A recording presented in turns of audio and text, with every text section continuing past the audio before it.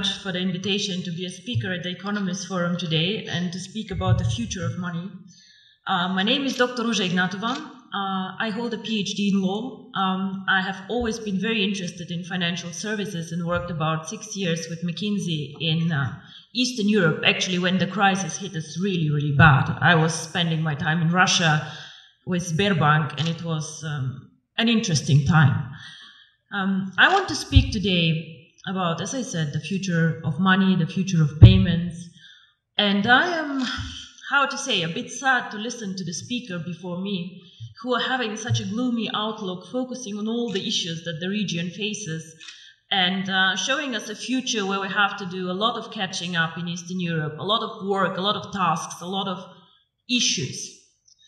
So I would like to take a bit of a different approach. I would like to show people that Eastern Europe can innovate, that Eastern Europe can bring growth, that we are not just a follower country catching up, but actually that we also can show the world that we can do a lot. Our company, which is very young, 1.5 years old, actually writes history currently with cryptocurrency. OneCoin currently reached a market capitalization of $1 billion 3 days ago, which makes me extremely proud.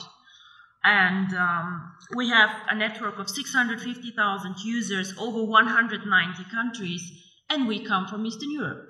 We started actually in this country, we had the idea in this country, and we do not only describe the future of money, actually we take a very active approach of shaping the future of money. So, Southeastern Europe is a very good place to live, and I'm born here. I have been not raised here the whole time, but I feel home here. But however, even we cannot take an isolated approach and see ourselves as a microcosmos. The world is getting smaller and smaller. We are living in a world with globalization. Technology is developing at a speed that makes me dizzy sometimes, seeing what happens around us.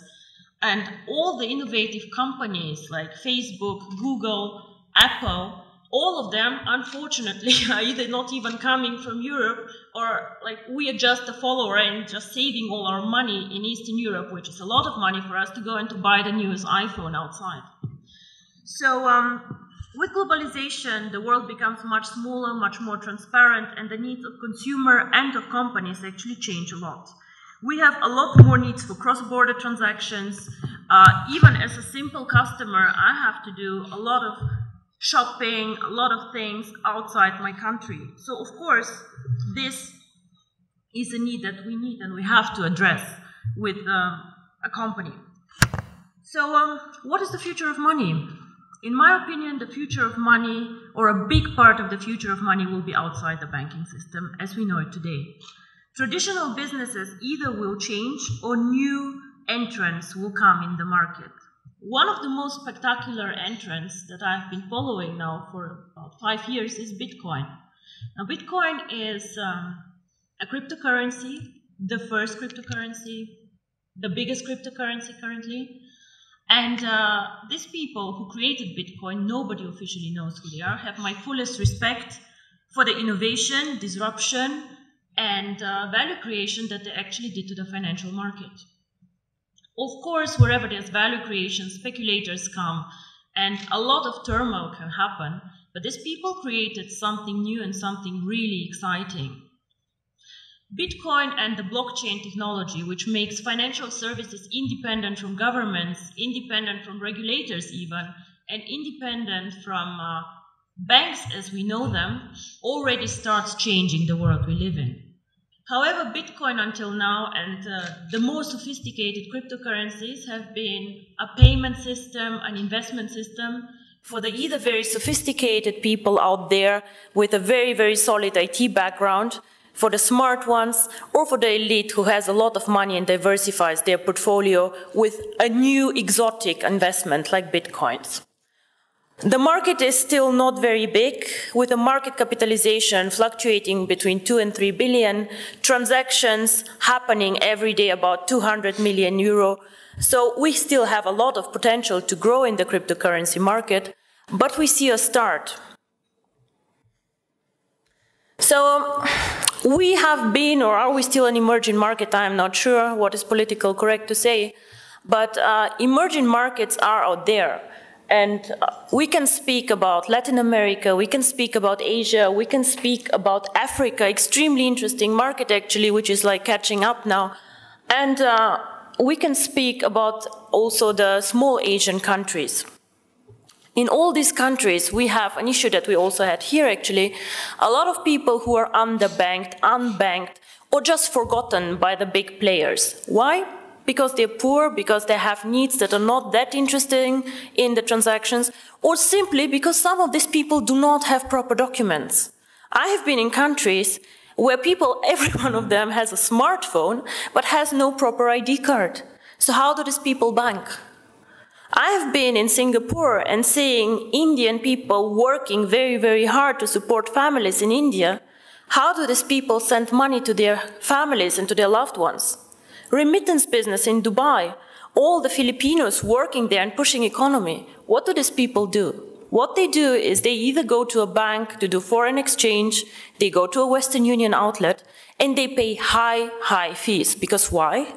We as a financial sector charge always most the ones who are the poorest, who are like the ones with the needs that nobody else can serve. If you're an affluent customer, if you have a lot of money, the banks will fight for you, they'll give you cards for free, they'll do their best to make you happy. But the people out there, the mass customers, the ones who actually change the world, the ones who are working for economy, these people are underserved, underbanked, and I believe that cryptocurrency can change their life. And not only me, actually, I think Bill Gates believed the same and said that cryptocurrency can make a huge difference for emerging markets. So, what is really the future of money? I believe that if cryptocurrency is spread out there to the mass market, to people who can be made understand cryptocurrency, and as you say, cryptocurrency sounds very, very complicated, hidden, complex. Can I do it?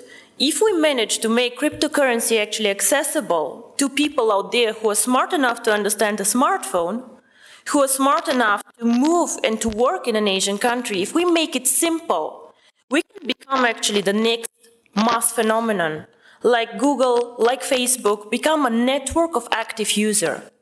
Until now, cryptocurrency did not make the leap, in my opinion, because it is not user-friendly, because it's not easy to use for the mass market, and because people perceive it as very difficult.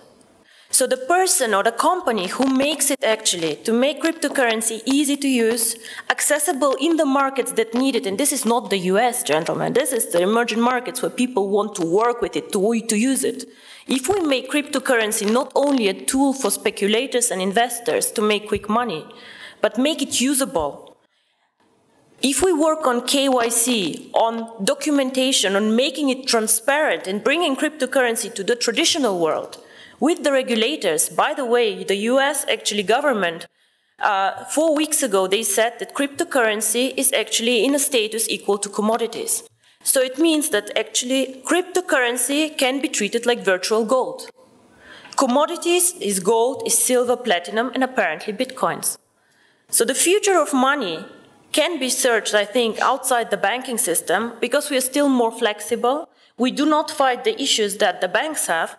And because we think that the next big thing is based on technology, on the internet, and on the network phenomenon that we see in all these big companies out there. I think if we manage to provide a consistent strategy, a case to use the currency, and an easy access, which is aligned with the regulators out there, transparent, safe, cryptocurrency can actually be one of the preferred methods of payment, and not only bank transfers, card transfers, and all the traditional ways that we deal money with. My future, or my vision actually, is the one card, making cryptocurrency one currency like the euro, like the dollars, that you just can go and spend with your card, which can be a Visa, MasterCard, China Union Pay, whatever. Make it a real currency that people just can go and spend out there.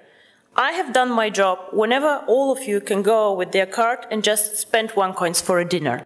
This is when cryptocurrency actually became real for me. And I'm very, very curious how the next 2 to 3 years will work out for all of us. And I hope I'm right, that the future is with technology and with us. Thank you very much.